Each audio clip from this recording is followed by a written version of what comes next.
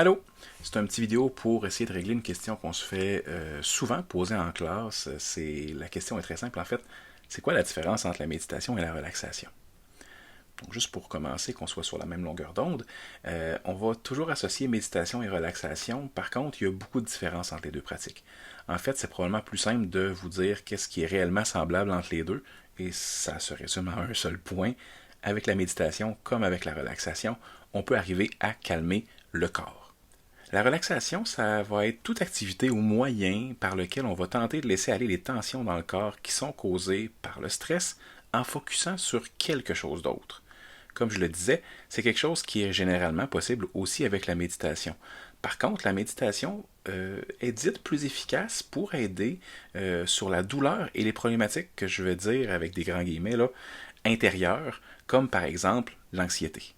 Donc voici quelques points pour vous aider à faire la différence entre les deux pratiques. Première chose, il y a des nombreux travaux qui ont été faits pour faire de la méditation quelque chose qui soit non religieux. Cependant, ça ne veut pas dire que ce n'est pas spirituel. Par contre, la méditation, c'est une pratique spirituelle en ce sens qu'elle travaille l'esprit et l'intérieur, qu'elle cherche à faire atteindre un état de paix avec soi-même. Deuxième chose, la relaxation cherche à calmer le corps tandis que la méditation cherche à relaxer l'esprit. Cependant, il est possible de se relaxer avec la méditation. Il faut donc souligner que les avantages de la méditation sont potentiellement plus importants par la réduction des facteurs de stress mentaux et physiques, contrairement à la relaxation qui va s'attaquer qu'au corps, aux muscles. Troisième chose, certaines études vont démontrer que les personnes qui pratiquent la relaxation ne vont rapporter aucune amélioration durable sur leur niveau de stress, d'anxiété, de bonheur ou de satisfaction personnelle, ce qui est quelque chose que les utilisateurs de la méditation vont rapporter. Les gens qui méditent deviennent, à long terme, pour la plupart d'eux, parce que ce n'est pas une règle absolue, des gens plus heureux et plus en phase avec eux-mêmes. Quatrième point, la relaxation va dénouer les tensions du corps en réduisant son activité. Bref, ça veut dire qu'on s'arrange en relaxation pour ne pas faire grand-chose. En relaxation, on va aussi laisser l'esprit aller, s'engourdir, pour essayer d'éviter de penser aux choses stressantes pour atteindre l'état de relaxation.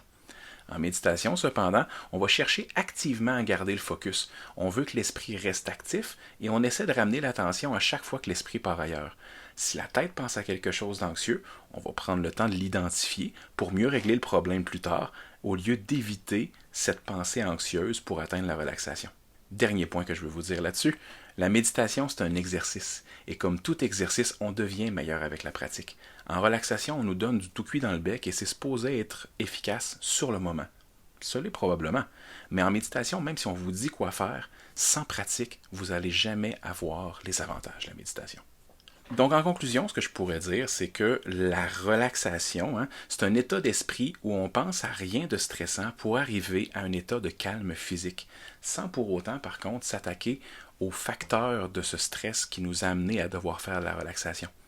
La relaxation, c'est des tas de techniques qui sont ponctuelles, qui permettent d'aider un état de stress dans le moment présent, sans pour autant que l'effet soit durable. La méditation, elle, par contre, elle va référer à la pratique qui permet de ralentir la cadence de nos pensées pour pouvoir focusser sur soi-même et mieux s'écouter pour espérer, donc, à partir de là, pouvoir régler les facteurs de stress. Si on s'écoute plus, on comprend d'où vient notre stress et on peut réduire ça. Une fois que le stress est réduit véritablement, l'effet de relaxation, il est durable dans le temps. Mais, encore une fois, ça prend toujours de la pratique pour y arriver.